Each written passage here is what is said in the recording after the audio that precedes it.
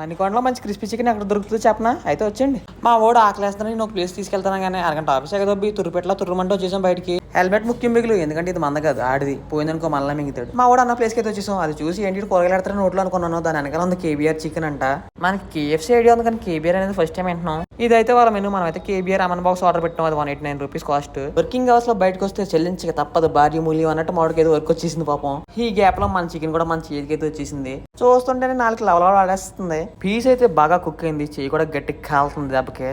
మా వాడైతే కోతులో నోరు తెరిచేసి కాలిపోతుందని చెప్పేసి డీసెంట్ గా పీస్ ఇసుకుని నోట్లో అయితే పెట్టుకున్నాను. టేస్ట్ అయితే అదిరిపోయింది. ఇదైతే మా ఒరిజినాలిటీలు. ఫుల్ గా సాస్ వేసి తింటే లిప్స్టిక్ వేసినట్టు తయారైంది. మా వాడికి ఇంకా ఆకలి తెరదంట. ఇటు పొట్ట యాదగిరి కొట్ట నాకు అర్థం కావట్లేదు. సో ఇంకొక ప్లేట్ కూడా ఆర్డర్ పెట్టేసుకున్నాం. టేస్ట్ బాగుంది కాబట్టి. మా వాడికి చింటుగాడి మీద కోపం వచ్చింది, కాలేజ్ రిసీడ్.